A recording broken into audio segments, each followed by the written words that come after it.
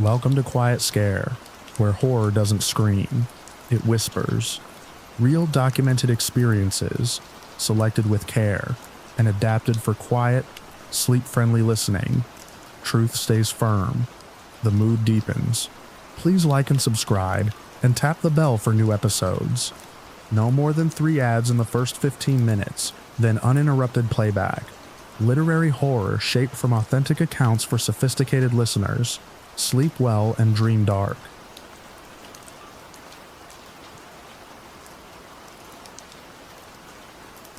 One night I looked through the peephole because I heard someone laughing in the stairwell at 3 in the morning. That probably sounds harmless, but if you've ever lived in a multi-unit apartment building long enough, you learn the difference between normal noise and the kind that makes your stomach tighten. This wasn't the laughter of someone coming home from a bar.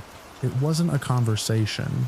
It was one person alone, laughing hard enough to echo through the concrete stairwell between floors. I remember standing barefoot in my apartment, staring through the peephole while the yellow hallway light spilled across the landing. The laughter stopped abruptly. Then I heard shuffling footsteps moving down the stairs. A few seconds later, silence. I went back to bed, but I didn't sleep much after that. The man making the noise lived on the 3rd floor.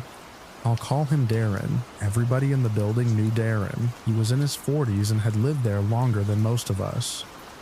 When I first moved in, he seemed normal enough. Friendly, talkative, the kind of neighbor who always knew what was happening around the property. Over the next year, things changed. He started looking rough. His clothes became dirtier. His eyes always seemed unfocused. Some nights he would wander the stairwells muttering to himself. Other nights, he'd sit on the concrete steps, smoking and talking to people who weren't there. I never knew exactly what he was using, and honestly, it wasn't my business.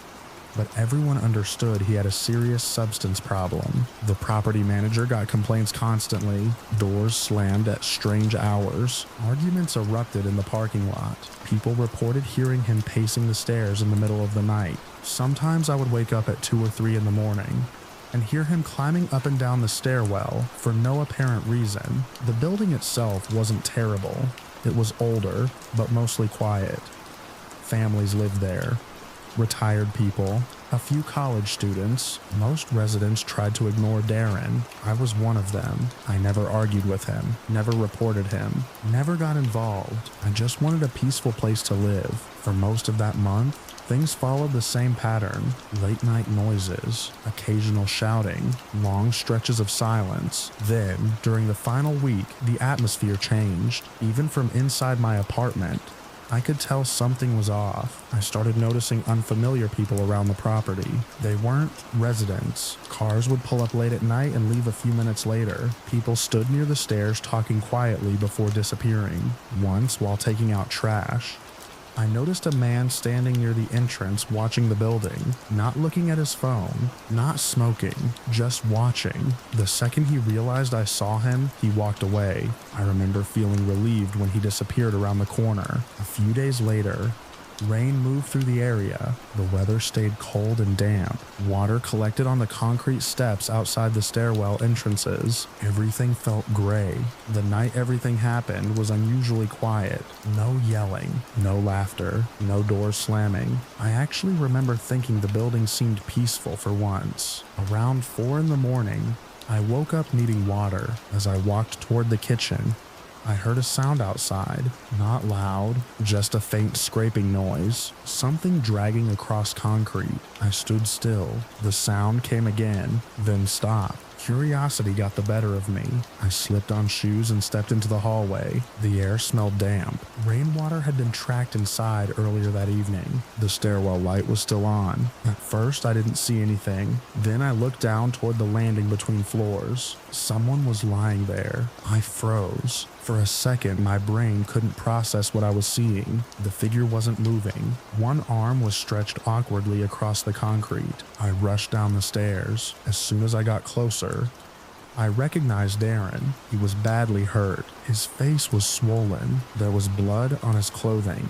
His breathing sounded uneven. I immediately backed away and called emergency services. The dispatcher kept me on the line while help was sent. I remember pacing circles around the landing. While trying not to panic, the entire scene felt unreal. The stairwell I walked through every day suddenly looked different. The shadows seemed deeper. The silence felt wrong. Within minutes, medical personnel arrived. Their vehicles lit up the parking lot with flashing lights. Several residents emerged from their apartments. People gathered outside despite the cold weather. Nobody seemed to know what had happened. The medical team worked quickly. Eventually, they loaded Darren onto a stretcher and took him away. After they left, the building remained awake. Residents stood outside discussing theories. Some thought he had fallen. Others believed he had gotten into a fight somewhere else and stumbled back to the building. Nobody had answers. By sunrise, the stairwell had been cleaned, but the feeling remained. Every time I walked past that landing, I pictured him lying there. A few days later, I learned he had survived. The news spread quickly through the building. People seemed relieved.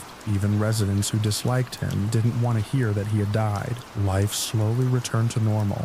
Then something happened that I still think about years later. I ran into Darren outside the building about 2 weeks after the attack. He looked thinner. His injuries were healing, but he seemed different, quieter, more alert. For the first time since I'd known him, he appeared completely sober. We talked briefly. I asked how he was doing. He shrugged. For several seconds, he stared toward the stairwell entrance. Then he told me he remembered part of what happened. Not everything, just one moment. One thing. I expected him to describe the attacker. Maybe a face, maybe clothing, maybe a vehicle. Instead, he focused on something else. The words. According to Darren, he had been sitting alone in the stairwell late that night. Someone approached him. There was an argument, then violence. Most of the attack was a blur, but he remembered one sentence clearly. One sentence, spoken right before everything went dark. The attacker leaned close and calmly told him that nobody in the building would care what happened to him. That was it. No threats, no screaming, no anger, just a cold statement delivered like an ordinary observation. Nobody in the building would care. When Darren repeated those words, I felt a chill run through me. Not because they were dramatic, because they weren't. The sentence sounded casual, matter of fact, as if the attacker genuinely believed it, as if the attack itself wasn't personal at all, just something being done to a person who had already been written off. A week later, the property manager terminated Darren's tenancy. I wasn't surprised. There had been complaints for months. The assault probably accelerated a decision that was already coming. Within days, his apartment was empty. The lights stayed off. The door remained closed. Eventually, another tenant moved in. Life continued. People stopped talking about the attack. New residents arrived. Old residents moved away. The building carried on the way apartment buildings always do. But I never forgot those words. Not because I cared about Darren more than anyone else. The truth is, I barely knew him. What bothered me was realizing how easily someone can become invisible. For months, most of us had treated him like background noise, an annoyance, a problem, someone to avoid. Then one morning, I found him broken and alone on the same stairs we all used every day. And somewhere out there was a person who looked at him and saw someone so isolated that they believed nobody would care what happened to him. Years later, I can still picture that damp concrete landing beneath the stairwell light, empty again by sunrise, as if nothing had ever happened.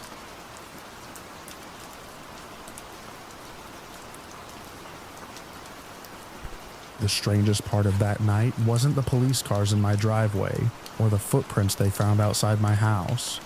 It was the television. I live alone at the end of a quiet residential street, the kind of neighborhood where nothing seems to happen after dark. Most nights followed the same routine. I'd lock the doors, feed my dog Max, watch a little television, and head to bed. It was predictable, maybe even boring. But I liked it that way. The night everything happened started exactly the same. Rain had been falling since late evening, tapping steadily against the windows and running down the gutters outside. Around 11:30, I settled into my recliner with Max, stretched across the living room rug.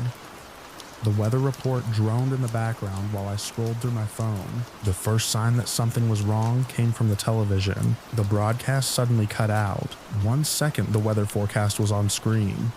The next, the picture dissolved into a mess of static and distortion. The audio cracked and sputtered through the speakers before going completely silent. I frowned and lowered my phone. Cable outages weren't unusual during storms. But this felt different. The static lasted several seconds before the screen flickered again.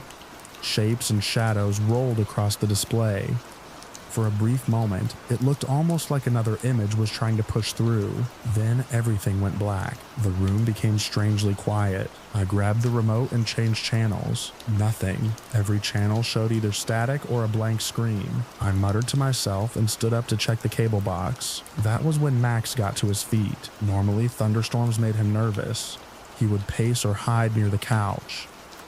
Instead, he walked slowly toward the front of the house with his ears raised and his tail completely rigid. Something about the way he moved immediately caught my attention. He wasn't frightened. He was focused. I watched him cross the living room and stop beside the front window overlooking the street. His eyes stayed fixed on the glass. The hair along his back stood up. A low growl rumbled from deep in his throat. I looked through the window. Nothing. Just darkness. Rain. And the faint glow of streetlights reflecting off wet pavement. "What's out there?" I asked quietly. Max didn't move. His growl became deeper. I pulled the curtain aside farther and pressed closer to the glass. At first, I still saw nothing unusual. Then I noticed movement, not on the street. Closer, much closer. A dark shape seemed to slip past the edge of the window. I jerked backward. By the time I looked again, there was nothing there. The rain distorted everything beyond the porch light. Shadows shifted across bushes and tree branches. I told myself it was probably a trick of the weather, but Max wouldn't stop staring. He tracked something I couldn't see, back and forth, slowly, as if someone were moving along the front of the house. My stomach tightened. I checked the front door lock. Locked. I checked the deadbolt. Locked. Then I walked into the kitchen and looked through another window facing the side yard. Nothing.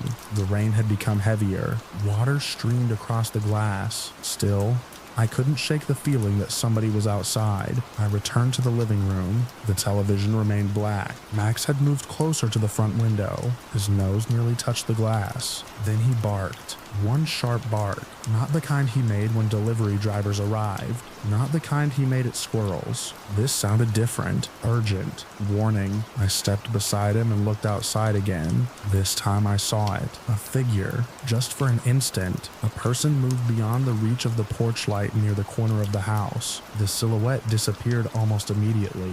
I froze. Every explanation I tried to come up with felt wrong. Nobody should have been walking around my property that late, especially not during heavy rain. I grabbed my phone. For several seconds I debated what to do. Maybe it was a neighbor. Maybe someone was cutting through yards. Maybe I was overreacting. Then another thought occurred to me.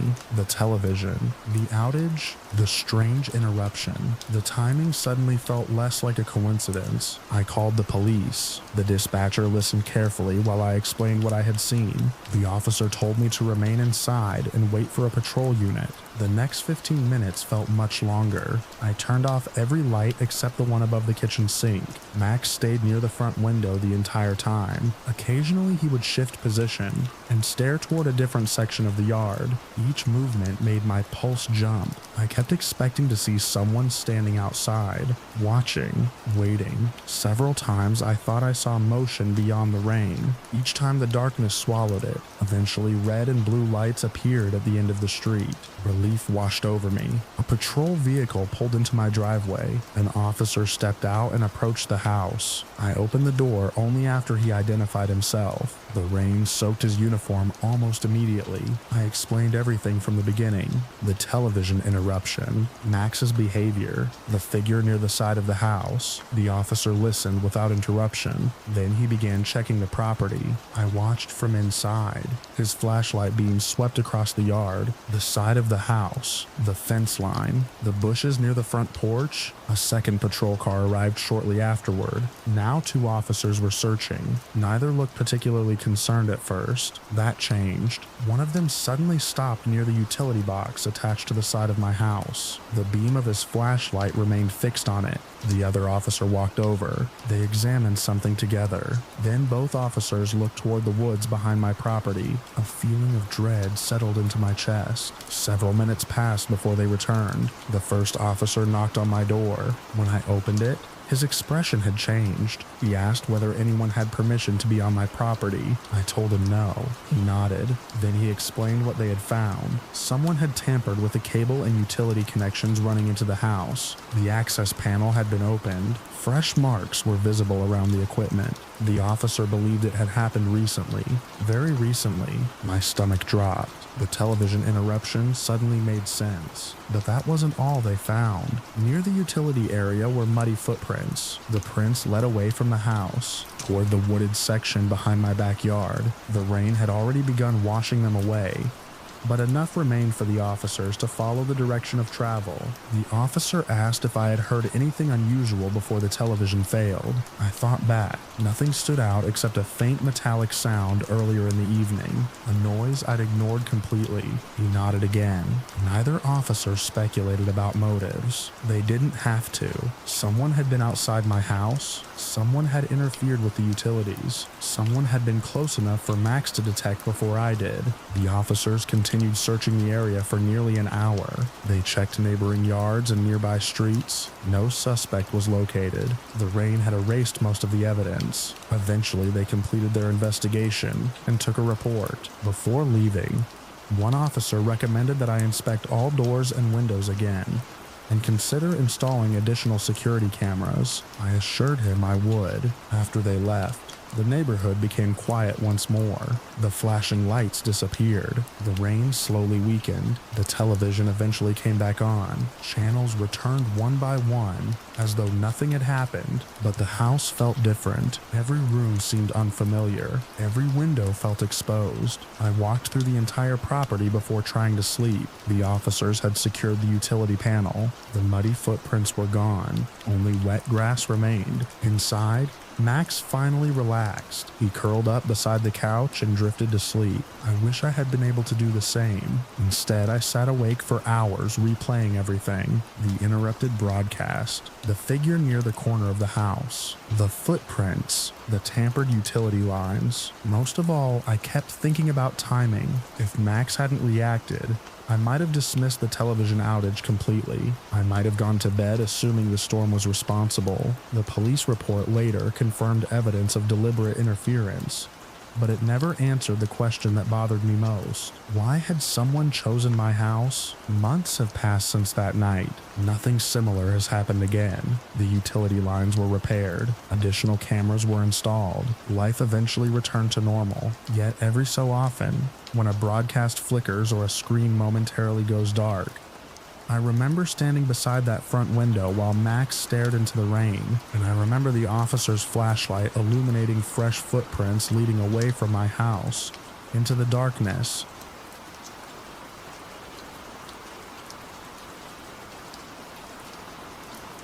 One of the first things I did after moving was throw away a piece of paper. It wasn't important to anyone else. Just a sheet with my new address written on it, folded into quarters and tucked inside my wallet. I remember standing over the kitchen trash can in my new apartment, tearing it into tiny pieces before dropping it in. Then I called the few friends I still trusted and asked them for a favor. Don't tell them where I live. At that point, it had already been years of strange messages. Years of new accounts appearing after I blocked the old ones. Years of seeing his name show up in places it shouldn't have been. Nothing illegal enough to get anyone involved. Nothing dramatic enough to make for a good police report. Just a constant presence that refused to disappear. I never dated him. I never even knew him particularly well. That's what made it so unsettling. We had crossed paths through mutual friends when we were younger. We attended some of the same gatherings, exchanged a few conversations. That was it. But somehow, somewhere along the way, he became fixated on me. At first, it seemed harmless.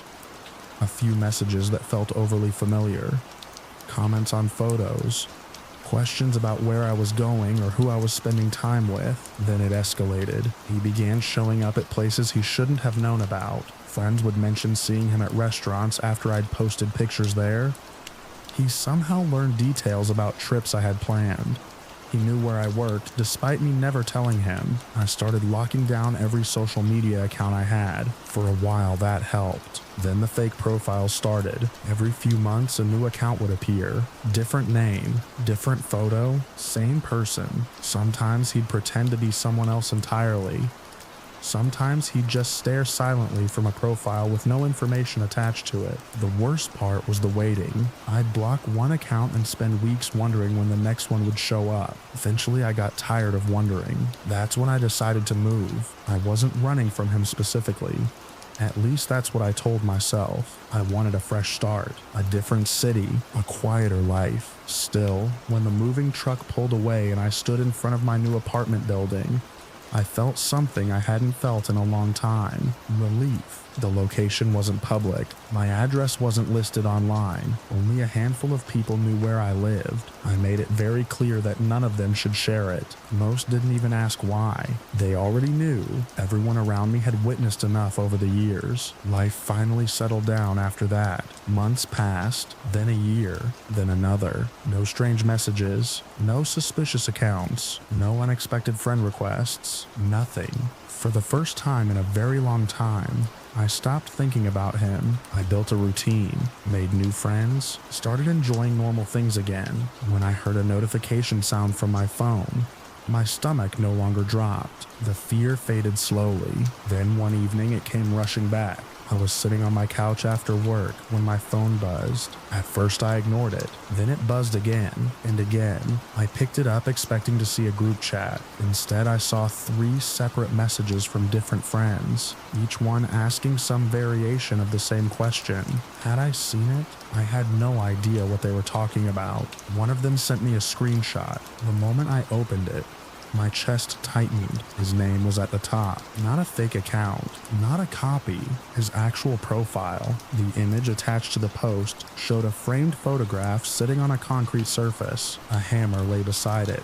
The next image showed shattered glass. The photograph underneath had been destroyed. Across the caption, he had tagged my account. There was no direct threat, no explanation, no context. Just my name, the picture, the destruction, and dozens of people seeing it. I stared at the screen for several seconds. Then I checked the date. The post had gone up less than an hour earlier. My hand started shaking. Part of me wanted to believe it wasn't about me, but there was no realistic explanation for why my account had been tagged. I clicked on the comments. Most people seemed confused. A few mutual acquaintances had asked what the post meant. He hadn't responded to any of them, just left the images there for everyone to see. I blocked the account immediately. Then I sat in silence. The old feeling was back. That feeling of someone standing just outside your field of vision. Someone who refuses to let go. Over the next few days, more information surfaced. Friends began reaching out individually, not because I asked, because they were concerned. One friend admitted that he'd received strange messages from him months earlier. Another said he'd noticed him bringing me up in conversations despite not having spoken to me in years. Someone else revealed that he'd become known among certain mutual contacts for obsessively checking my online activity whenever my name appeared somewhere. The stories came from people who didn't even know each other. Different circles, different places, same observations. That realization disturbed me more than the post itself. If one person notices unusual behavior, maybe they're mistaken. If 5 people notice it independently, that's something else. One night I sat at my dining room table reading through messages from friends. Outside, rain tapped softly against the windows. The apartment was quiet except for the hum of the refrigerator. I remember looking around the room and feeling suddenly vulnerable. Not because I thought he knew where I lived, because I realized how much effort I'd invested in making sure he never could. Years had passed. An entire chapter of my life had gone by. Yet somehow he was still thinking about me, still watching, still finding ways to insert himself into my life. The post eventually disappeared. Whether he deleted it or a platform removed it, I never found out, but the damage was already done. It reminded me that distance doesn't always solve a problem. Sometimes people carry their fixations with them indefinitely. After that incident, I tightened everything again. New privacy settings, new account restrictions, fewer public posts. I became more careful about photos that revealed locations, more careful about who could view my information. It felt frustrating, like taking a step backward, but I wasn't willing to ignore the warning. A few months later, another friend contacted me unexpectedly. We hadn't spoken in a long time. During our conversation, he casually mentioned running into him. The moment the name came up, my stomach dropped. Then he said something that stuck with me. He told me that after the encounter ended, he couldn't stop thinking about how strange the interaction felt. Not because of anything dramatic, just because my name had somehow entered the conversation again. Years later, completely unprompted, I remember ending that call and staring out my apartment window. The parking lot below was empty. Streetlights reflected off wet pavement. Nothing looked unusual. Nothing was happening. Yet I felt the same chill I had felt when I first saw that tag post. The understanding that some people never truly move on. I still live privately. Very few people know my address. Most of my online presence is locked down. I haven't seen him in person for years. As far as I know, he still doesn't know where I am. But every now and then I'll receive a message from an old friend asking if I've heard from him lately. The answer is always no. And every time that question appears on my screen, I'm reminded of the photograph in those images, the frame, the shattered glass, my name sitting underneath it for everyone to see, a message sent across years of silence that said more than words ever could. Now whenever I lock my front door at night, I glance at the small security monitor mounted beside the entrance. The screen always shows the same quiet hallway outside my apartment, empty and still beneath the fluorescent lights.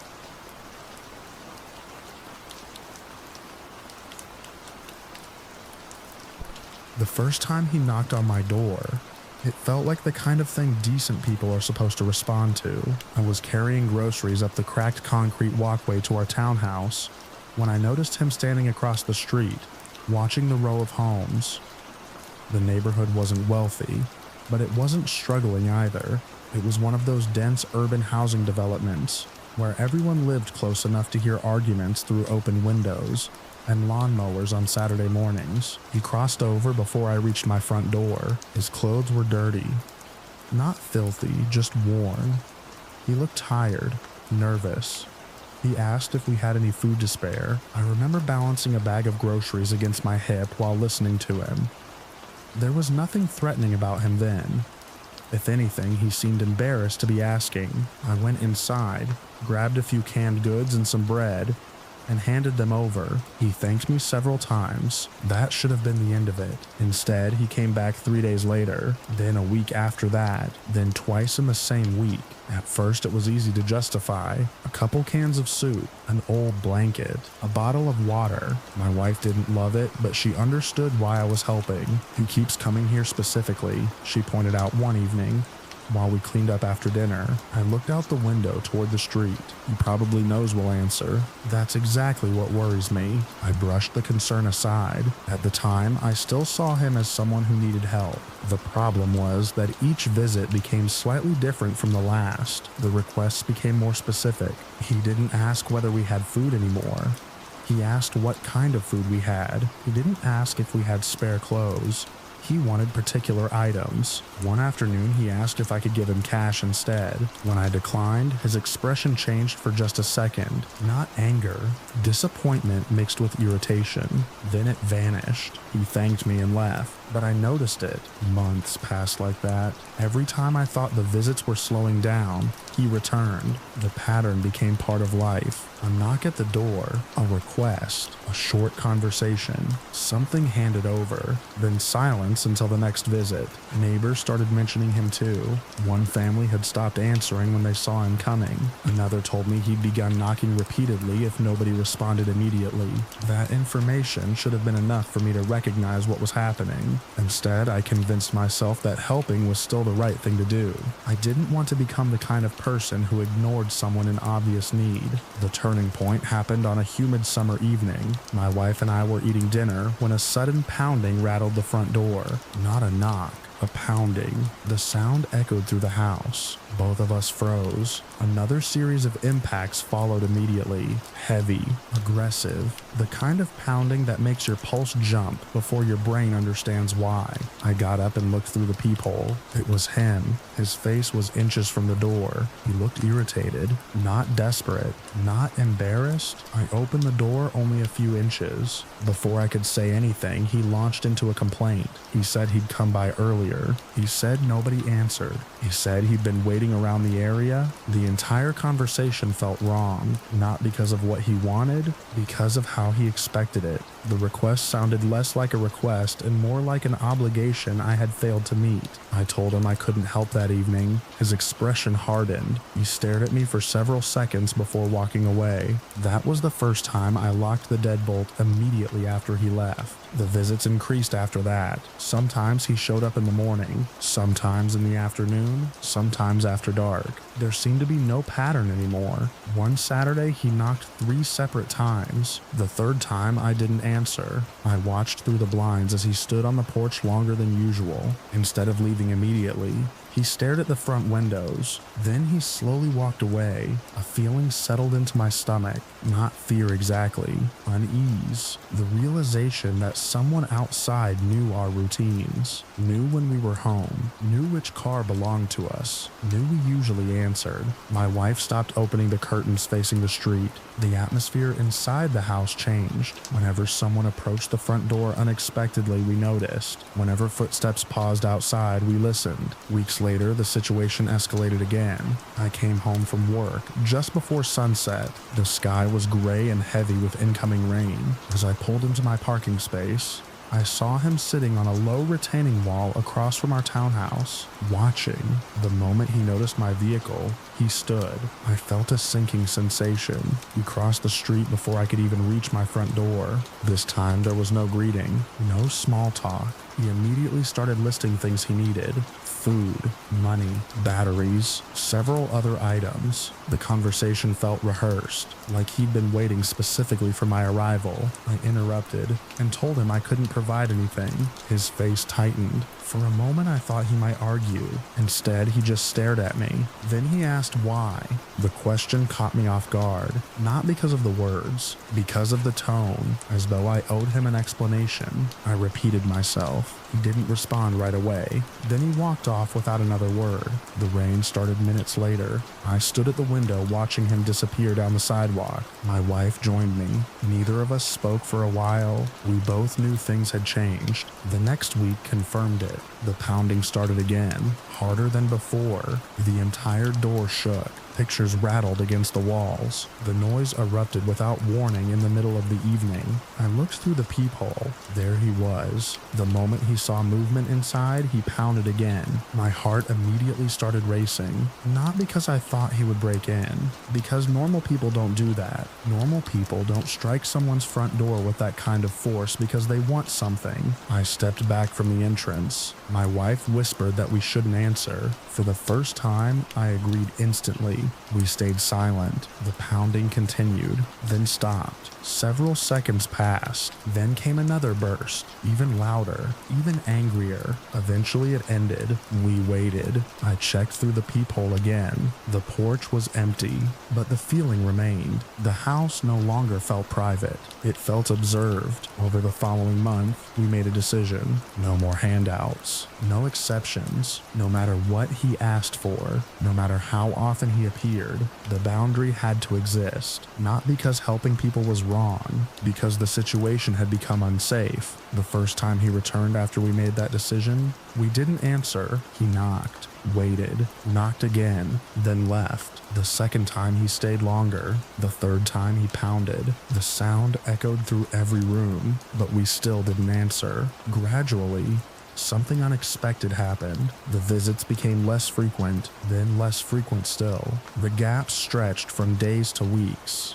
weeks to months. Eventually, he stopped coming altogether. I never learned where he went. I never learned whether he found someone else willing to provide what he wanted. I never learned whether there was a deeper reason behind the escalation. What stayed with me wasn't anger. It wasn't even fear. It was the uncomfortable lesson that compassion without boundaries can slowly transform into something else. Every step had seemed small while it was happening. One bag of groceries, one spare blanket, one favor, then another, then another. By the time the pounding started, the situation already felt bigger than anything we intended to create. Even now, years later, I sometimes remember those evenings when the house would suddenly shake from the force of someone demanding our attention from the other side of the door. The memory that stays clearest isn't his face. It's the sight of our quiet front porch after the noise finally stopped. The empty concrete lit by a street lamp, while the deadbolt remained locked.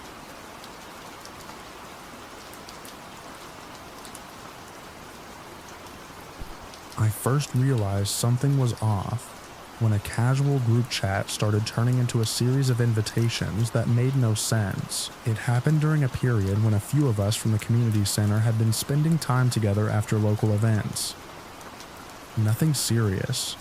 We weren't close friends, just acquaintances who ended up in the same circles often enough to recognize each other. We would talk after volunteer projects, grab coffee after meetings, and occasionally organize small gatherings at public places around town. One of those acquaintances was a guy named Ryan. At first, he seemed normal enough.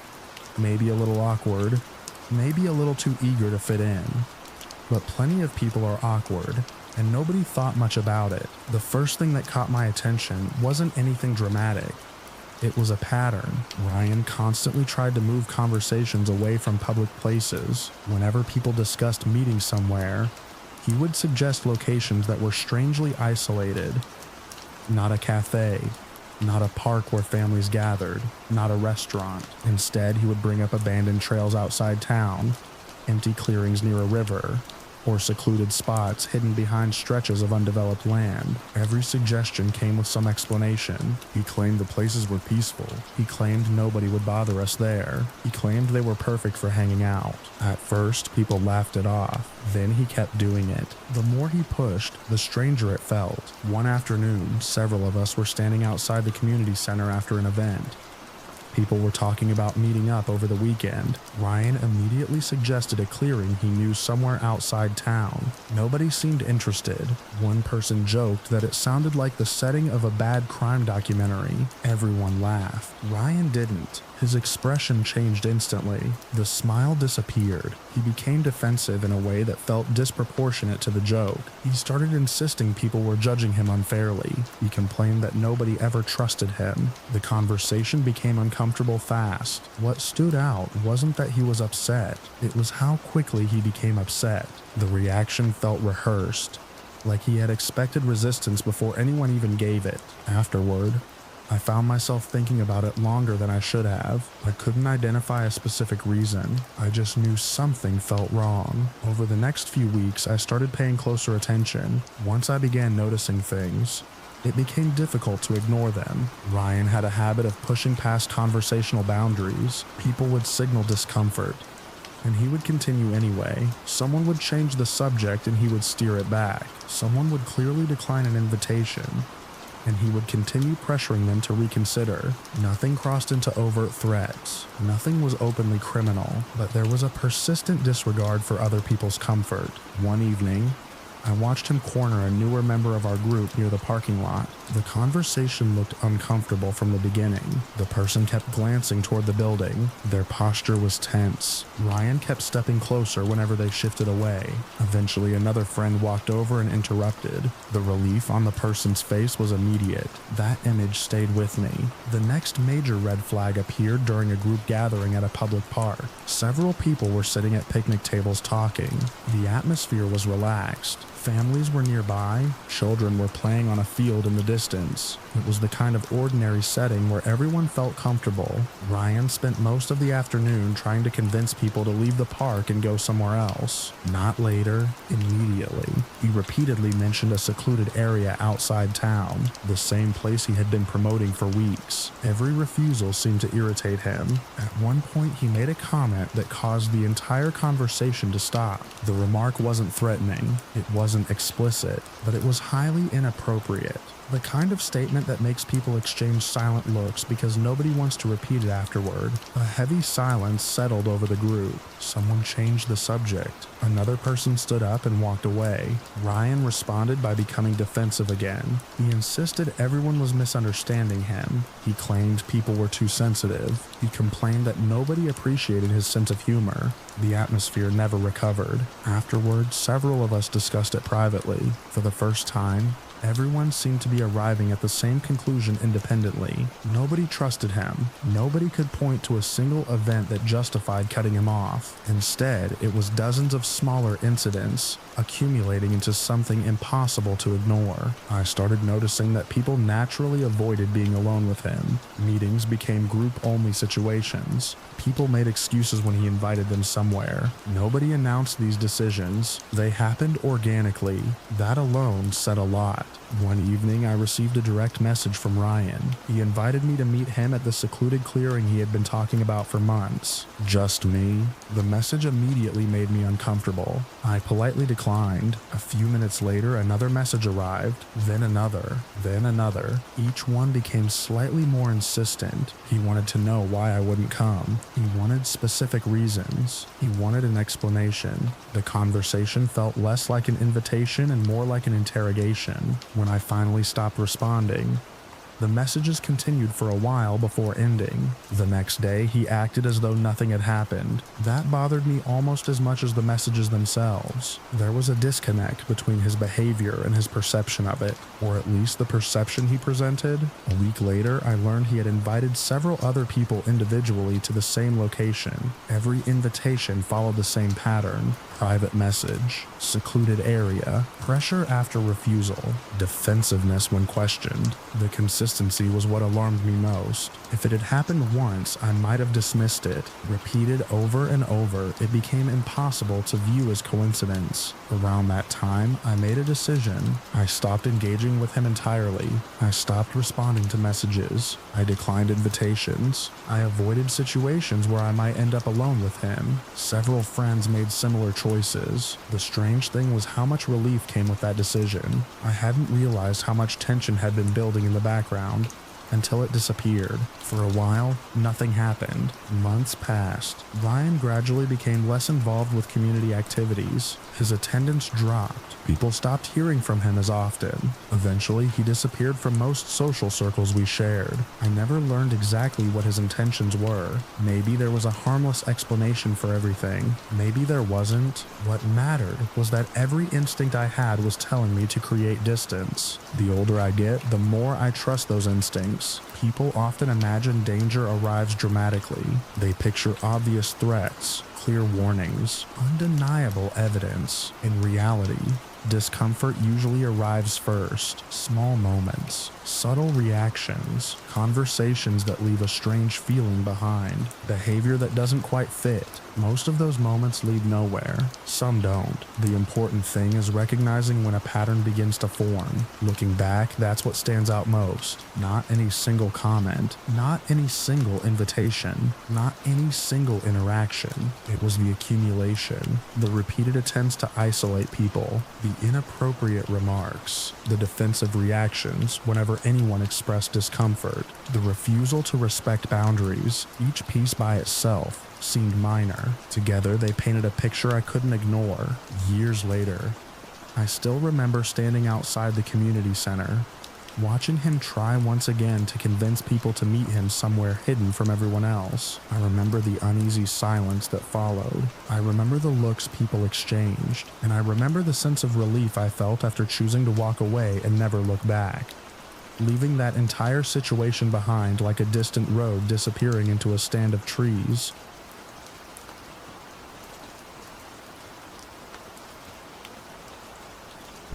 I I noticed the car because it had passed me 3 times in less than 15 minutes. I was standing under a dim bus stop light on the edge of a wide city street close to midnight, holding my duffel bag and checking my phone every few minutes. The ride I had counted on had fallen through unexpectedly, and I was stranded with no way home except whatever transportation I could arrange at that hour. The street wasn't completely deserted. Cars occasionally rolled through the intersection, their headlights washing over the pavement before disappearing. A convenience store sat across the road with its lights still on, but it was closed behind locked glass. Beyond that, the blocks looked empty. The dark sedan first caught my attention when it slowed as it approached the bus stop. I remember glancing up from my phone and watching it drift by. The driver seemed to turn his head toward me before continuing through the intersection. At the time, I didn't think much of it. People look at strangers all the time. A few minutes later, I saw the same car again. It came from the opposite direction this time. The sedan slowed near the curb, almost as if the driver was deciding whether to stop. Instead, it continued forward and disappeared around the corner. That was enough to make me uncomfortable. I checked my phone again. No rides available nearby. The commercial transit service I usually relied on showed long wait times. I shifted my bag closer and tried to stay near the brightest part of the sidewalk. The city felt different that late at night. During the day, the area was busy with people heading to work, waiting for buses, and walking between shops. Now the same street felt stretched out and exposed. Every passing vehicle sounded louder. Every empty stretch of pavement seemed longer. Then the sedan appeared again. The third pass removed any doubt that it was the same vehicle. The headlights approached slowly. The car rolled by at almost walking speed. I couldn't see much through the windshield because of reflections from the streetlights, but I could tell the driver was looking directly at me. A knot formed in my stomach. When the car disappeared again, I immediately called my relative. I didn't want to overreact, but I also didn't want to ignore what felt wrong. The call connected after a few rings. I explained where I was and why I was stuck there. I also mentioned the sedan. At first, I heard concern in their voice.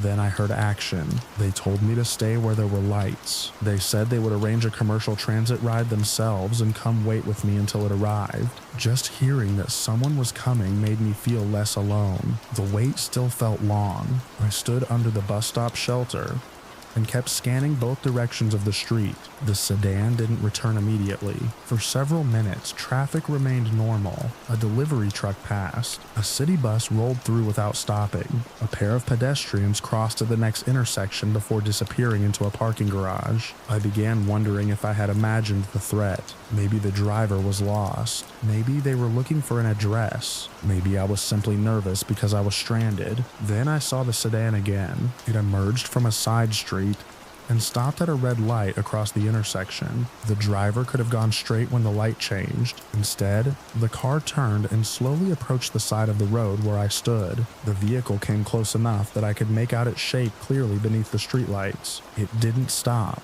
It didn't leave either. It simply crawled forward. My phone suddenly felt very small in my hand. I moved farther back beneath the shelter. The sedan continued past me and parked half a block away. My chest tightened. The headlights remained on. The car stayed there, waiting. I looked away for a moment to send my relative an update. When I glanced back, the sedan had moved again. Now it was driving slowly toward the intersection, not leaving, circling, watching. The feeling that settled over me wasn't panic. It was something colder, the realization that someone else's actions had started influencing every decision I made. I found myself tracking the vehicle constantly, checking mirrors, watching reflections in windows, looking over my shoulder every few seconds. The driver never approached directly. That almost made it worse. The uncertainty left room for every possibility. Several minutes later, my relative arrived. The relief hit me immediately. Their car pulled up to the curb and they stepped out without hesitation. The moment another person joined me, the entire situation changed. The street felt less isolated. The darkness felt less heavy. I noticed it instantly. The sedan was parked across the intersection at the time. Its headlights pointed toward the road. For the first time all night, It didn't move. My relative stood beside me while we waited for the transit service. We remained near the bus stop under the brightest lights available. Occasionally we talked. Mostly we watched. The sedan stayed where it was. I kept expecting it to leave. Instead, it lingered. Minutes passed. The city remained quiet. A cool breeze pushed scraps of paper along the curb. Traffic lights cycled through their colors over empty lanes. The sedan remained. At one point, another vehicle parked nearby. The driver of that vehicle got out and walked into a late-night restaurant farther down the block. For a brief moment, the street felt normal again. Then the other driver disappeared inside. The sedan stayed, waiting. My relative eventually checked the status of the commercial transit ride and confirmed it was approaching. That information eased some of the tension. An endpoint finally existed. I wouldn't be stranded much longer. A few minutes later, we saw headlights approaching from the far end of the street. The vehicle matched the description of the transit service. It pulled smoothly toward the curb near the bus stop. At almost the exact same moment, something changed across the intersection. The sedan started moving, not toward us, away. The driver accelerated through the green light and continued down the road without slowing. No hesitation, no circling, no final pass, just dawn. I remember watching the taillights shrink into the distance. The timing felt impossible to ignore. The driver had remained nearby while I stood alone. The driver had continued lingering while I waited. The driver had stayed even after my relative arrived. But the moment a commercial transit vehicle stopped beside us and another witness was present, the sedan finally left. The transit driver helped load my bag. I thanked my relative before getting inside. As we pulled away from the curb, I looked back through the window one last time. The bus stop stood beneath the yellow streetlight. My relative remained there for a moment before returning to their own vehicle.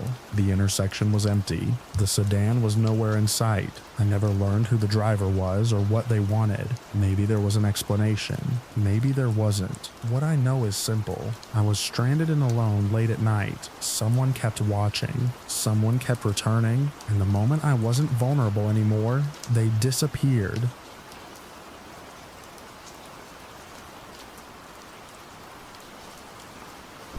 I first noticed the man because of the vehicle. Our business sat near a busy highway, the kind of place that saw a constant stream of customers throughout the afternoon. Most people came in, bought what they needed, and left. Even the regulars followed patterns. After working there long enough, you develop a sense for what belongs and what doesn't. His vehicle didn't belong. It was an old van that had been modified in ways I couldn't quite figure out. The windows were heavily tinted. Extra lights were mounted along the roof. Odd metal attachments lined the sides. It wasn't illegal, and it wasn't damaged. It just looked wrong for the parking lot of a normal commercial business. The first afternoon I saw it, I noticed it sitting in the far corner of the lot. Hours passed, and it never moved. At first I assumed the driver was waiting for someone. People did that all the time. But then I realized nobody ever got in or out. The van remained parked in exactly the same spot while customers came and went around it. Around mid-afternoon, I finally saw movement. A man climbed out. He looked ordinary enough. Middle-aged, average build, dark clothing. Nothing about him stood out except the fact that he had apparently spent several hours sitting alone in that van. I watched him walk toward the entrance. He entered the building, wandered briefly through the sales floor, and then disappeared toward the back where the restrooms were located. A few minutes later, he left. No purchase, no interaction, no reason for being there. That struck me as unusual, but not alarming. Not yet. He returned to the van and sat inside. An hour later, he came back. Again, he entered the building without buying anything. Again, he headed toward the restrooms. Again, he left shortly afterward. The pattern continued for the rest of my shift. When I left that evening, the van was still parked there. The next day it came back. Same van, same corner of the parking lot, same man. By the third day, I started paying closer attention. Working customer service gives you plenty of opportunities to observe people without looking obvious. I found myself watching the front entrance whenever the man appeared. What I noticed made me uncomfortable. He wasn't simply using the restroom. He was watching people. Specifically, He seemed interested in who was heading toward the restroom hallway. At first, I thought I might be imagining it. Then I started noticing the timing. Whenever certain customers walked toward the back of the building, the man would suddenly stand up and move. Not every customer, not groups, usually individuals, sometimes elderly people, sometimes teenagers, sometimes someone carrying shopping bags who clearly wasn't paying attention to their surroundings. The man would wait a few seconds and then follow. The first time I saw it happen, I told myself there could be a harmless explanation. The second time, I became uneasy. The fifth or sixth time, I knew it wasn't a coincidence. One afternoon, I watched a customer head toward the restroom area. The man had been sitting in the van for nearly an hour. The moment the customer disappeared into the hallway, the man climbed out and walked inside. He entered the same hallway less than a minute later. Several minutes passed. Then both emerged separately. The customer returned to shopping. The man walked directly back to his van. No purchase, no interaction, no apparent reason for being there. The behavior repeated over and over. Days turned into weeks. Not every day, but often enough that employees started recognizing the van. I mentioned it to a coworker. Without me describing much, she immediately knew who I meant. She had noticed him too. That conversation bothered me more than anything. When multiple people independently notice the same person for the same reasons, it usually means something genuinely unusual is happening. The van became a fixture in the parking lot. Sometimes it arrived shortly after lunch, sometimes later in the afternoon, sometimes it stayed until dusk. Whenever business slowed, I found myself looking through the front windows toward the far corner of the lot. The van was often still there, waiting. One rainy afternoon, the parking lot was nearly empty. Water streaked across the windows, distorting the outside world into shifting shapes. The van sat alone beneath a gray sky. I remember feeling relieved when I realized the man hadn't come inside yet. That relief lasted only a few minutes. A woman entered the building carrying several shopping bags from nearby stores. She headed toward the restroom hallway. Less than 30 seconds later, the man appeared at the entrance. I don't know where he had been hiding inside the van, but suddenly he was moving quickly across the wet pavement. He entered the building. He glanced around once, then he followed her. Something about the speed of it unsettled me. There was no hesitation, no uncertainty. It was as if he had been waiting specifically for that moment. I found myself watching the hallway entrance until both eventually emerged. Nothing happened, at least nothing visible. The woman left. The man returned to the van, yet the knot in my stomach remained, because by that point I wasn't worried about what I had seen. I was worried about what I hadn't seen. Customers only experienced brief moments around him. Employees saw the larger pattern. We saw him arrive. We saw him wait. We saw him return day after day. We saw him repeatedly follow people into a private area of the building without conducting any business. The behavior existed in pieces for customers. For us, it formed a complete picture. One evening during a particularly busy shift, I noticed him sitting in the van while families crossed the parking lot. The afternoon sun had faded into the dull orange light that comes before sunset. Traffic moved steadily beyond the property. People pushed carts toward their vehicles. Everything looked normal. The man remained motionless behind the windshield. I remember thinking how strange it was that someone could spend so many hours doing absolutely nothing visible. Then a customer entered the building alone. A few minutes later, the man followed. I watched him disappear down the hallway again. The feeling that settled over me wasn't fear. It was frustration. I wanted an explanation. Any explanation, even a harmless one. Something that would make the weeks of observation fit into an ordinary category. But every possibility fell apart when measured against the pattern. Nobody accidentally spends weeks following strangers into restrooms. Nobody repeatedly parks for hours without conducting any business. Nobody creates that many coincidences. As employees, there wasn't much we could do based solely on suspicion. We could observe, we could document, we could remain aware. So that's what I did. I paid attention. I watched. I learned where the van usually parked. I learned how long it typically stayed. I learned to recognize the man the moment he stepped out. The more familiar the pattern became, the more unsettling it felt, because familiarity should make something less alarming. Instead, Each repetition reinforced the same question. Why? I never got an answer. The man eventually stopped appearing. 1 week passed without the van, then another, then months. No explanation, no confrontation, no dramatic ending, just absence. Even now, years later, I still remember that vehicle whenever I see someone lingering too long in a parking lot. Most people are exactly what they appear to be. Most unusual behavior has an ordinary explanation, but every so often you encounter something that refuses to fit. A person who spends weeks watching strangers, a vehicle that waits for hours without purpose, a pattern that grows more concerning the longer you observe it.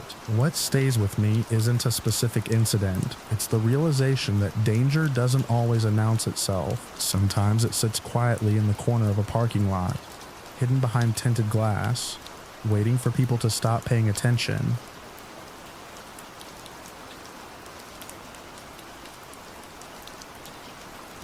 I've always been the kind of person who avoids unnecessary risks when driving at night. I keep a safe following distance, stay in the right lane whenever possible, and pay attention to what's happening around me. That habit is probably the reason I got home safely one night that still makes me uneasy whenever I think about it. It happened during a late drive home after visiting a friend in a neighboring town. The roads were mostly empty, and the darkness seemed heavier than usual. There were long stretches of highway without many streetlights, broken only by occasional gas stations and intersections. I remember glancing at the dashboard clock and noticing how late it had gotten.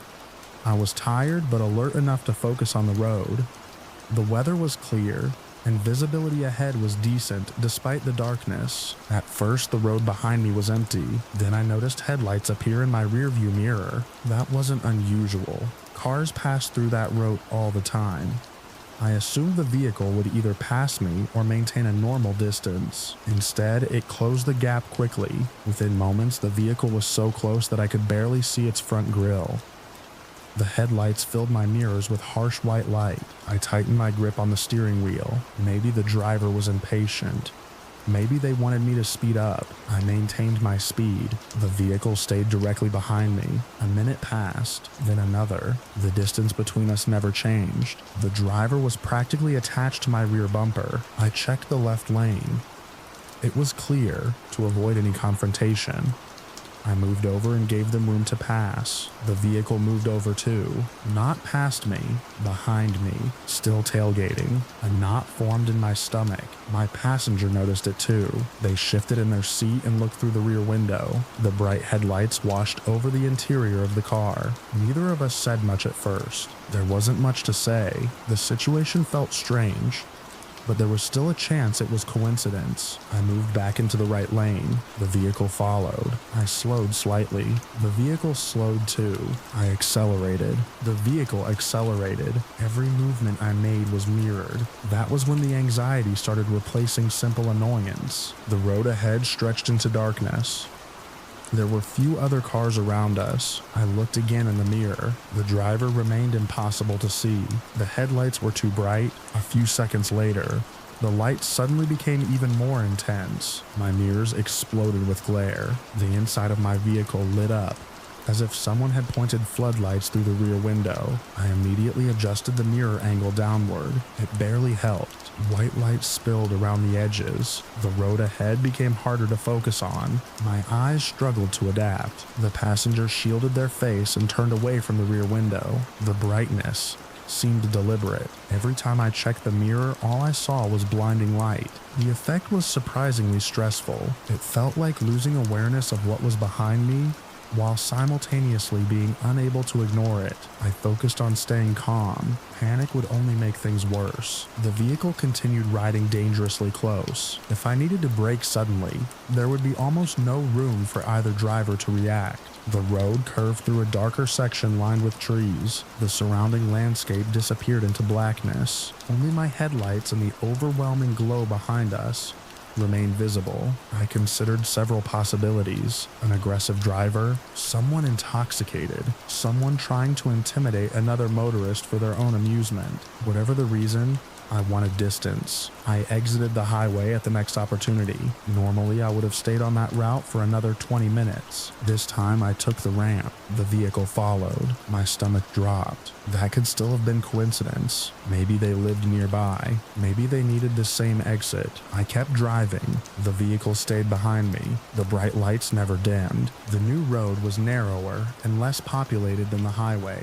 I immediately regretted taking it. There were fewer businesses, fewer houses, fewer opportunities to pull into a crowded area. The passenger finally voiced what both of us were thinking. The driver behind us wasn't acting normally. I nodded without taking my eyes off the road. The tailgating continued. Every turn I made, they made. Every lane change was matched. At one intersection, I turned right. The vehicle turned right. A minute later, I turned left. The vehicle turned left. The pattern became impossible to ignore. My pulse hammered in my ears. The logical part of my brain kept searching for explanations. Maybe they were simply traveling in the same direction. Maybe the road network left few alternatives. But the feeling in my chest told a different story.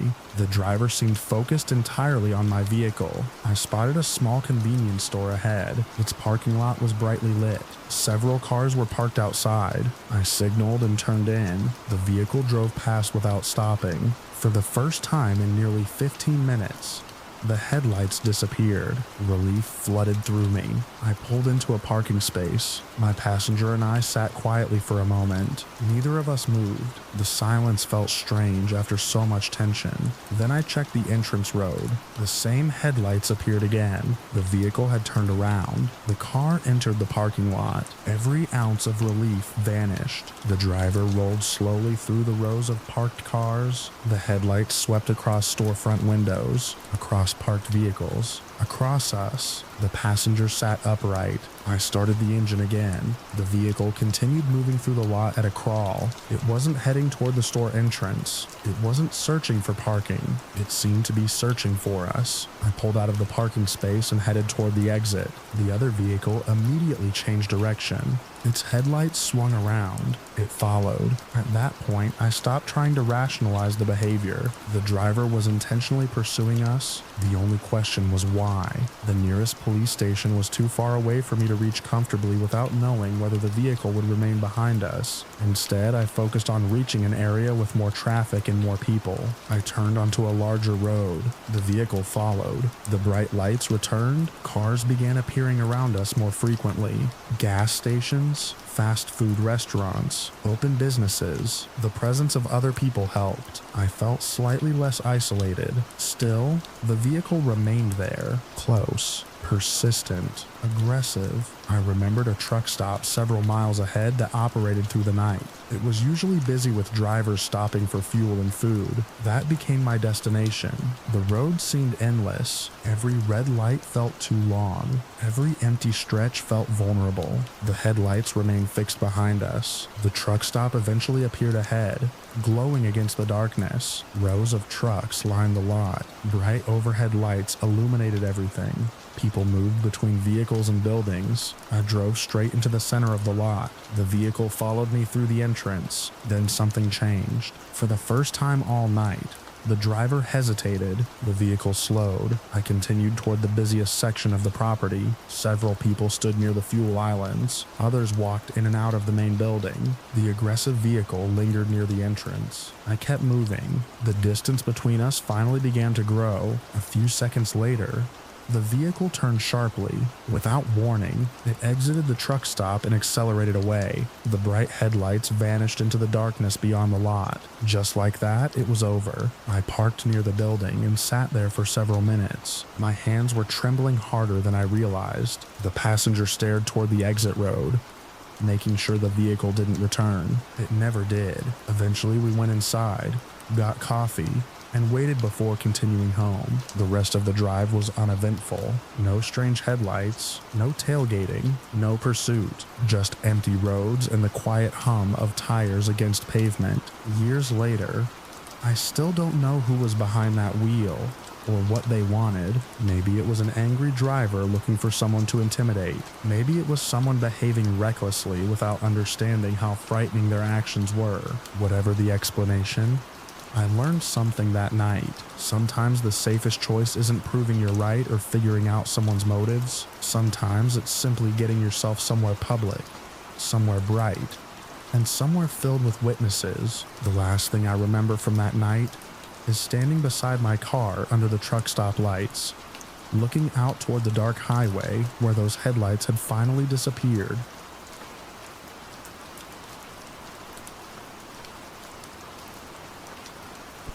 The first thing that put me on edge was how normal everything looked. I had checked into the hotel just before sunset after a long day of meetings. I travel often for work, and after enough years of living out of suitcases, most hotels start to blur together. This one was a newer business hotel near a convention center, with clean hallways, bright lighting, and keycard access on every floor. Nothing about it felt unsafe. Around 8 that evening, I was sitting at the small desk in my room answering emails. The television was on low volume in the background. I had room service containers stacked neatly beside the trash can, and I was looking forward to getting some sleep before another day of presentations. I got up to adjust the thermostat when movement outside caught my attention. My room had a viewing portal in the door, and as I crossed the room, I happened to glance through it. A man was walking slowly down the corridor. At first, there was nothing remarkable about that. Hotels are full of people coming and going. But something about the way he moved made me stop. He wasn't heading toward a room. He wasn't carrying luggage. He wasn't looking at his phone. Instead, he was moving at an unusually slow pace.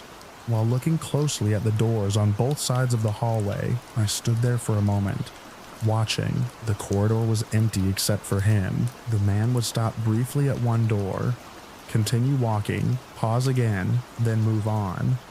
It reminded me of someone trying to locate a specific room number, except he never appeared to find what he was looking for. Eventually, he disappeared around the corner. I shrugged it off. Maybe he was confused. Maybe he had the wrong floor. I returned to my laptop and continued working. About 15 minutes later, I heard footsteps again. This time they stopped directly outside my room. I looked through the viewing portal. The same man stood facing my door. My stomach tightened immediately. He wasn't checking a room number. He wasn't knocking. He was standing completely still. The hallway lighting reflected off the polished surface of the door opposite mine, and I could see his face turn toward my room. I stepped back instinctively. For several seconds, nothing happened. Then he looked down at something in his hand, a card. My first thought was that he had mistaken my room for his own. Hotels are confusing. It happens. I almost opened the door to tell him he probably had the wrong room. Thankfully, I didn't. The man raised the card toward the lock. A soft electronic beep sounded. The handle moved. My heart jumped. The door remained locked. He tried again. Another beep, another attempt. The handle shifted slightly before returning to its original position. I backed away from the door. At that point, I knew this wasn't a misunderstanding. He wasn't checking room numbers. He was trying to get inside. I grabbed my phone and immediately called the front desk. The employee answered quickly. I explained what I was seeing while keeping my eyes on the viewing portal. The man remained outside. The employee's tone changed the moment I mentioned someone attempting to unlock my room. She asked me to stay inside and confirmed she was contacting hotel security. I remember pacing between the desk and the bed while watching the door. The hallway suddenly felt much closer than it had a few minutes earlier. The room that had seemed comfortable now felt exposed. The man looked down the corridor several times. Each time he did, he seemed to be checking whether anyone was approaching. Then he tried the lock again. The electronic beep sounded for a third time. I heard the mechanism click briefly. My chest tightened. The lock held. He stepped back. For a moment, I thought he was leaving. Instead, he remained there, staring at the door. I had traveled alone for years and had never experienced anything like it. Business travel teaches you to be aware of your surroundings, but it also creates a false sense of routine. Most nights are predictable. You check in, answer emails, sleep, and leave. That evening shattered that assumption. Several minutes passed. The man finally started walking away. Relief washed over me. Then I realized he wasn't leaving the floor. He was moving farther down the corridor and stopping at other doors. The pattern was exactly the same as before. Pause, look, move. Pause again. I watched him disappear around the corner. The front desk called back shortly afterward.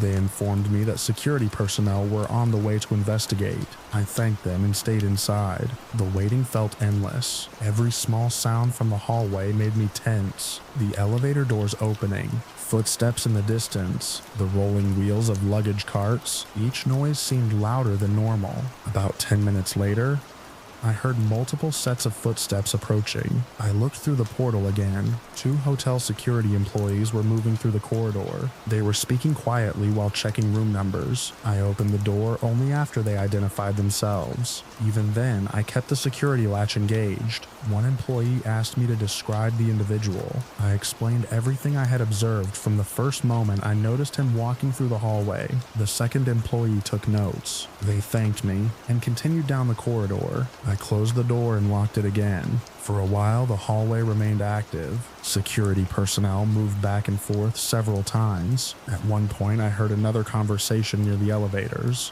Later, local authorities arrived. I only knew because I saw them through the viewing portal speaking with hotel staff. The presence of authorities was reassuring, but it also confirmed that the situation was being treated seriously. The rest of the evening became a blur of waiting. I couldn't focus on work anymore. My laptop remained open on the desk, but the screen eventually went dark from inactivity. I sat on the edge of the bed listening. Hours seemed to pass. Eventually, another hotel employee called my room. She informed me that authorities had completed an initial investigation of the area, and that additional patrols would continue throughout the night. She couldn't provide details. I understood. There were probably limits on what she was allowed to share. Still, hearing that patrols would continue did little to calm me. I kept thinking about the moment the handle had moved. The sound of the electronic beep replayed in my head. If I had opened the door when I first assumed the man was confused, the entire situation might have unfolded differently. That thought stayed with me.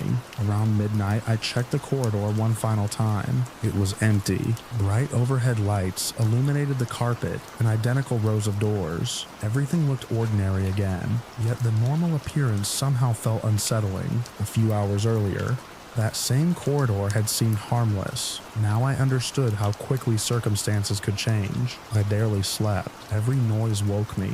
Every distant footstep pulled my attention toward the door. Morning finally arrived through a narrow gap in the curtains. The daylight immediately made everything feel less threatening. When I checked out later that day, I spoke briefly with the manager. He thanked me for reporting the suspicious activity and assured me that security procedures had been reviewed. I appreciated the professionalism, but I left with a different perspective on business travel. Hotels are designed to feel temporary and anonymous.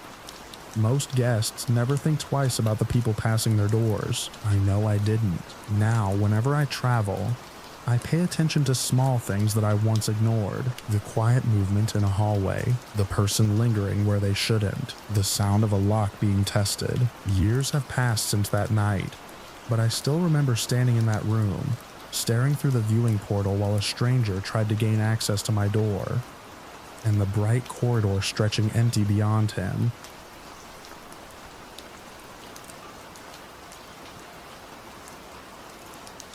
I used to work evening shifts at a small grocery store on the edge of town. It wasn't a bad job. The pay was decent for someone my age, and the bus route stopped close enough that I could get home without needing a car. Most nights followed the same pattern. I would clock out, walk a few blocks to the transit stop near the highway, and wait under the shelter until the next bus arrived. The night this happened started out completely normal. I remember stepping outside just after closing and noticing how empty everything felt. The air was cool, and the highway traffic created a constant rushing sound in the background. The businesses around the stop had mostly shut down for the night. A few lights glowed from distant storefronts, but the area itself was quiet. The bus shelter sat beside a long stretch of road, with an empty parking lot behind it. Normally, there were at least a few other people waiting. That evening, I was alone. I checked the transit app on my phone and saw that my bus was running late. That immediately put me in a bad mood. Late buses meant longer waits, and longer waits meant standing around in a place that already felt isolated. I sat on the bench and scrolled through my phone to pass the time. A few minutes later, I noticed 3 people walking along the sidewalk from the direction of the highway. At first, I paid little attention. People passed through that area all the time, but something felt off. Instead of continuing past the stop, they slowed down, then they stopped. All 3 of them were staring at me. I looked away and pretended not to notice. The shelter suddenly felt much smaller. I remember hearing the traffic behind me and realizing there was nobody else nearby. No cars were pulling into the lot. No pedestrians were approaching from either direction. Just me and them. I stood up and moved closer to the edge of the shelter, hoping the bus might appear. It didn't. The 3 individuals began walking toward me. My stomach tightened. One of them called out to get my attention. I ignored it. Another voice followed, then another. The tone wasn't friendly. I could hear the hostility immediately. I turned and started walking down the sidewalk, hoping they would lose interest. Instead, they followed. The sound of their footsteps remained behind me. When I glanced over my shoulder, they were still there. One of them made a comment about stopping me. Another threatened to hurt me if I kept walking away. The words hit me like ice water. I knew immediately that this wasn't a misunderstanding. These people wanted me scared, and it was working. I pulled out my phone and called my older cousin. He answered almost immediately. The moment I heard his voice, I felt a small amount of relief. I explained where I was and told him I thought I was being followed. As I spoke, I kept walking. The people behind me realized I was on the phone. That didn't discourage them. If anything, it seemed to irritate them. The threats became louder. They began moving faster. My cousin told me to keep talking and not hang up. He asked where the nearest open business was. I looked ahead and spotted a gas station several blocks away. Its bright lights stood out against the darkness surrounding the road. I told him what I saw. He instructed me to head straight there. I could hear concern in his voice. That made the situation feel even more real. Part of me had still hoped I was overreacting. The aggressive shouting behind me destroyed that illusion. The 3 people continued following. Every time I looked back, they seemed a little closer. I tried to stay calm. Running immediately felt like the wrong move. I didn't want to trigger a chase. Instead, I kept a steady pace and stayed on the phone. The gas station looked frustratingly far away. Its lights never seemed to get closer. The highway noise mixed with the voices behind me, creating a constant wall of sound that made it difficult to think. One of the individuals moved ahead of the others and tried to close the distance. That was the moment fear truly took over. There was no doubt anymore. They weren't just yelling. They were actively trying to corner me.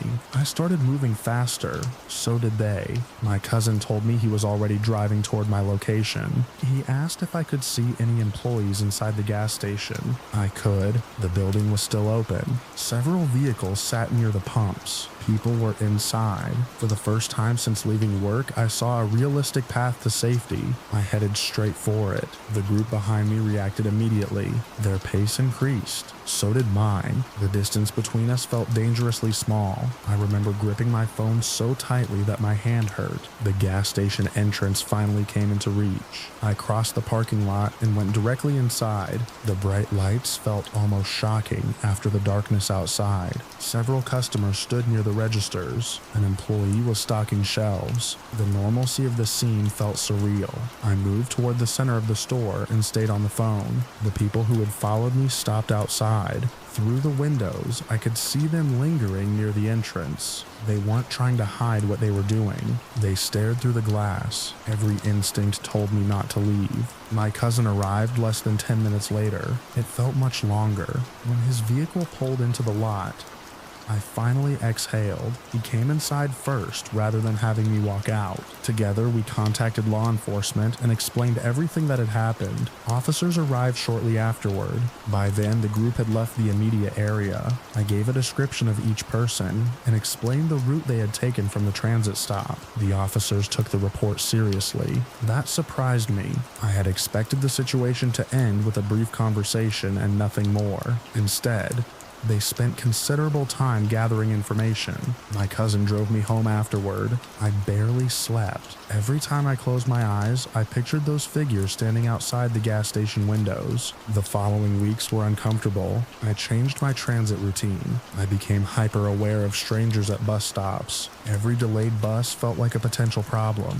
The sense of vulnerability lingered long after the actual danger had passed. Then I received an unexpected call. An investigator informed me that several individuals matching the descriptions from my report had been identified during a separate criminal investigation. According to the information I was given, they had been involved in multiple incidents targeting other people around transit areas and public spaces. The details were disturbing. The behavior I experienced had not been isolated. Other citizens had encountered the same group. The investigator explained that arrests had been made and charges had followed. Eventually, penalties were imposed for crimes committed against other victims. I remember sitting quietly after that phone call ended. For a long time, I simply stared out my apartment window. The realization settled heavily on me. If my bus had arrived on time, I might never have known how serious the situation actually was. If I hadn't called my cousin, I might have remained alone at that stop. If that gas station had been closed, I don't know what would have happened. Those thoughts stayed with me. Even now, years later, I still remember the glow of the highway lights, the empty transit shelter, and the feeling of hearing hostile voices getting closer. While I searched for somewhere safe to go, whenever I pass a bus stop late at night, I find myself looking around automatically. Most people waiting there are simply trying to get home. But I learned that evening how quickly an ordinary routine can become something else entirely. The last thing I remember from that night is standing beside my cousin's vehicle outside the gas station, watching the traffic move along the highway while the shelter where everything began sat far in the distance under a single pale light.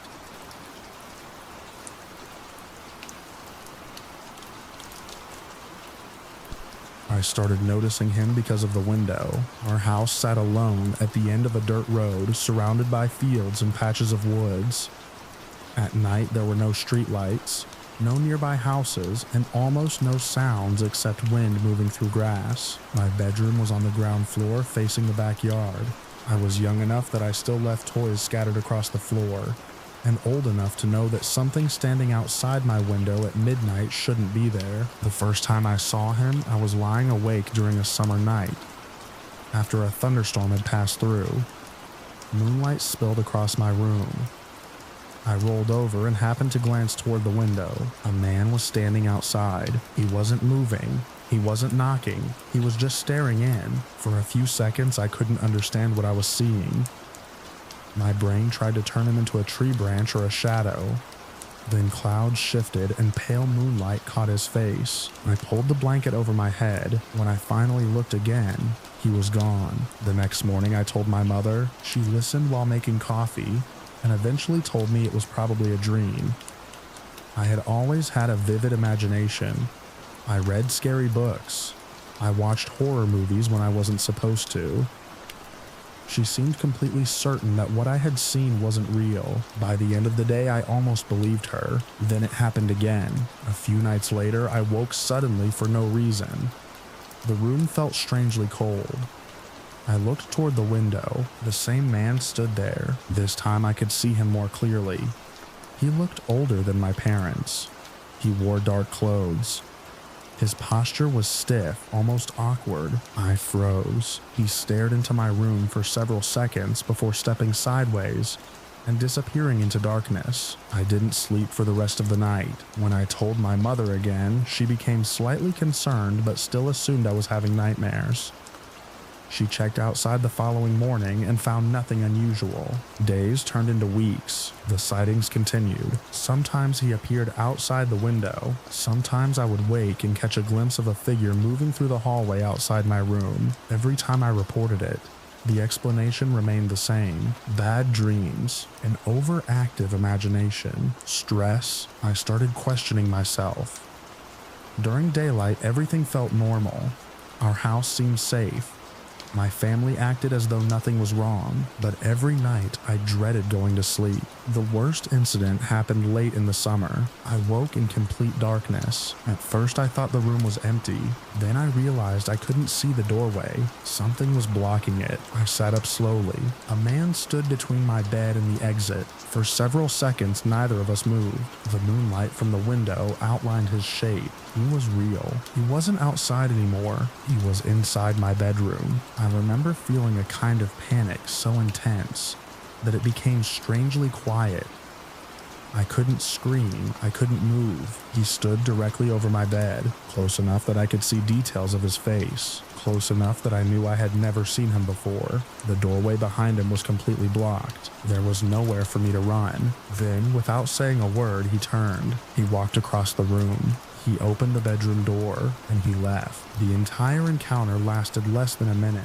I stayed awake until sunrise. That morning, I was shaking when I told my mother what had happened. This time, she searched the house. She checked every door and every window. Everything appeared locked. There was no sign of forced entry. Her concern faded once again. Mine didn't. After that night, I began sleeping with a lamp on. It didn't help. A week later, I woke during another rainy night and noticed something different.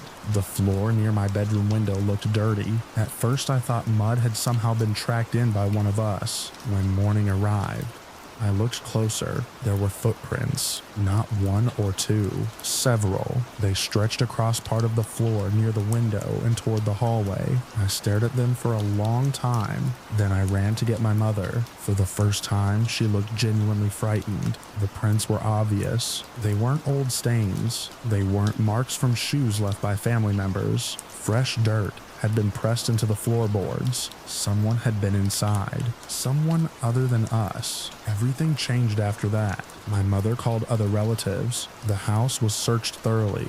Doors, windows, and storage areas were checked repeatedly, while adults discussed possibilities. I sat quietly and listened.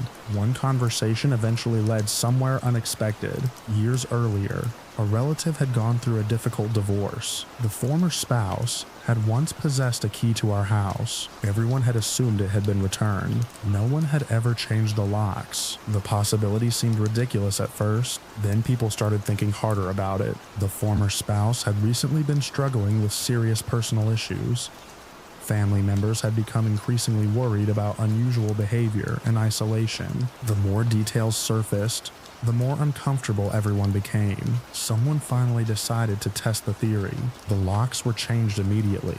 Every exterior door received a new lock. Additional security measures were added. For several nights afterward, nobody slept particularly well. I kept expecting to see the man outside my window again. I kept expecting to wake and find someone standing in my room, but nothing happened. No figure appeared outside. No footsteps echoed through the hallway. No one stood over my bed.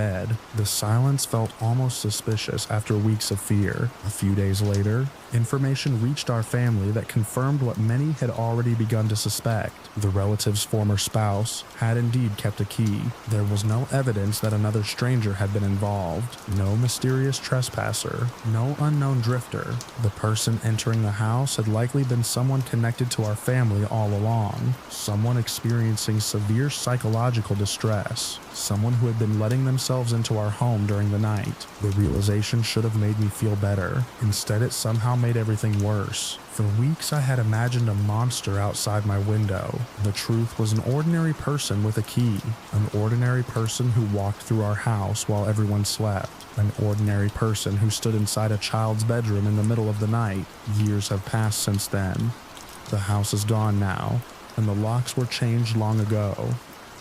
Most of the details have faded except for one image that remains perfectly clear. Moonlight across my bedroom floor. The doorway blocked. A silent stranger standing over my bed before turning and walking away.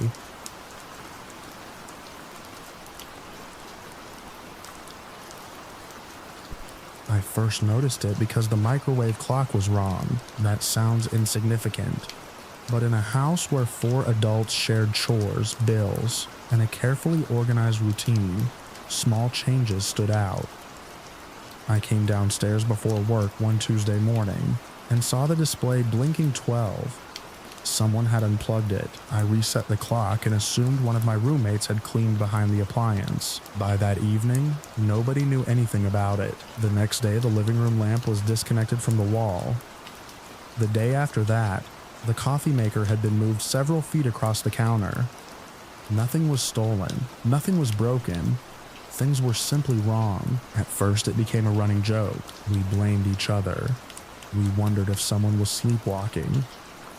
One roommate suggested that maybe we were all just distracted and not remembering where we'd left things. I wanted to believe that explanation. The house sat in a quiet suburban neighborhood on a street where almost nothing happened. It was the sort of place where people left bicycles in front yards and forgot to lock garage doors.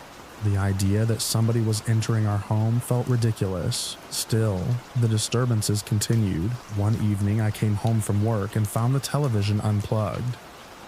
The cord was neatly coiled beside the stand. The neatness bothered me more than if it had been yanked out. Whoever did it had taken their time. My roommates noticed the same pattern.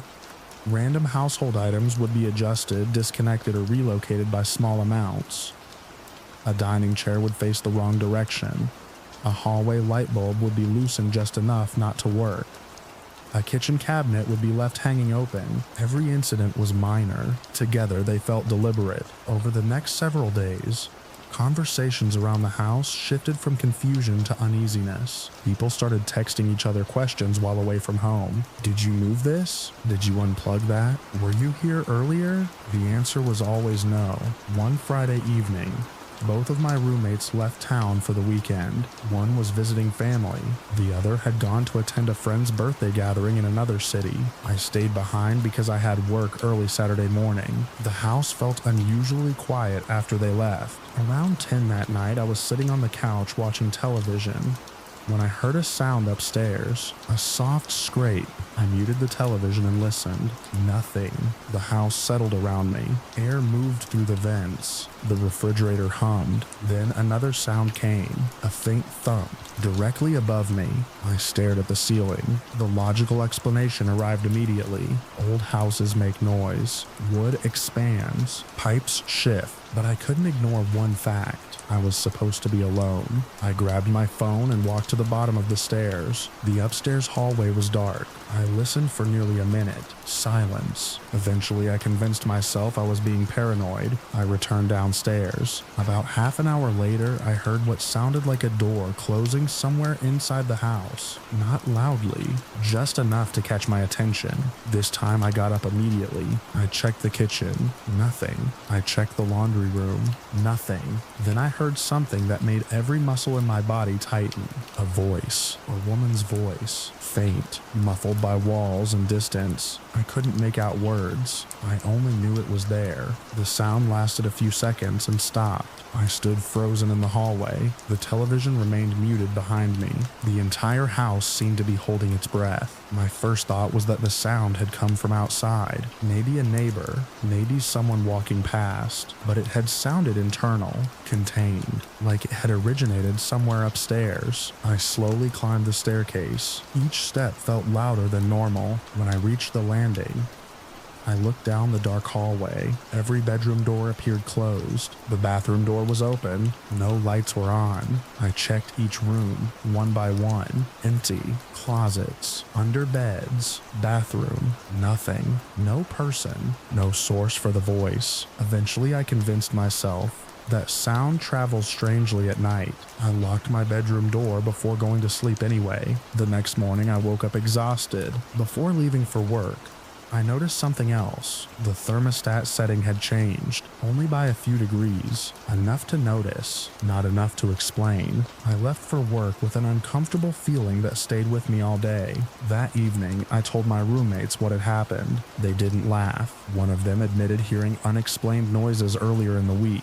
The other mentioned finding a bedroom door open after being certain it was closed. For the first time, nobody suggested we were imagining things. A few days later, one roommate's relative came over to help install a replacement deadbolt on a side entrance. The original lock had been sticking. What happened next changed everything. The relative removed the lock mechanism and immediately frowned. He called us over. The metal around the lock showed unusual marks. Fresh scratches, tiny gouges, damage hidden beneath the hardware. He asked whether we'd recently locked ourselves out. None of us had. Then he pointed out something else. The marks were concentrated around the keyway. Not random damage, signs of manipulation. I remember the silence that followed.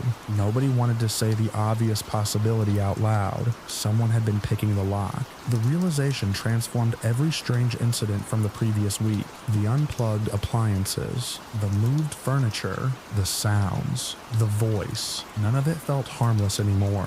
That night, we checked every door and window in the house. Everything appeared secure, but security suddenly felt like an illusion. For several days afterward, we became hyper-aware of everything. We photographed rooms before leaving. We checked locks repeatedly. We compared notes. The feeling of being watched settled over the house like humidity. Then one evening, while discussing possibilities around the kitchen table, a name surfaced, a former associate. The connection came from one of my roommates. The moment the name was mentioned, everyone stopped talking. I knew who they meant. We all did. The person had been part of our social circle years earlier, not a close friend, more someone who lingered around mutual acquaintances. The relationship eventually collapsed because of repeated boundary issues, showing up uninvited, refusing to leave when asked, appearing unexpectedly in places where people happened to be. Nothing criminal that we could prove, just a long history of behavior that made others uncomfortable. I hadn't thought about that person in months. Then my roommate reminded us of several incidents, arguments, hostile messages, strange encounters after the friendship ended. The pieces started fitting together, not perfectly, but enough to form a picture. A few days later, another detail emerged. One roommate discovered that the former associate still knew certain information about the house layout from previous visits years earlier, information that wasn't public, knowledge of room locations, knowledge of entrances, knowledge of our schedules. The more we talked, the more the suspicion grew. What disturbed me most was the nature of the intrusions. Nothing valuable had been taken. The disturbances seemed designed to create uncertainty, to make us notice, to make us question ourselves. That matched the pattern we remembered from past interactions. Subtle behavior, attention-seeking behavior, actions that created discomfort while remaining difficult to prove. We never caught anyone inside the house. We never saw a face. We never obtained video evidence. What we had was a trail of events that pointed increasingly toward one person. After replacing locks and tightening security measures, the disturbances stopped completely. No more unplugged appliances, no more shifted furniture, no more unexplained changes. The silence should have been reassuring. Instead, it felt strange, like the end of a conversation we never wanted to have. Months have passed since then. The house is quieter now, safer, at least on paper, but I still notice little things. Whenever I walk past the side door, I glance at the lock. Whenever I hear a sound upstairs while I'm alone, I stop and listen, and every time I reset the microwave clock after a power outage, I remember standing in that kitchen staring at a blinking display, unaware that someone might already have been inside our home.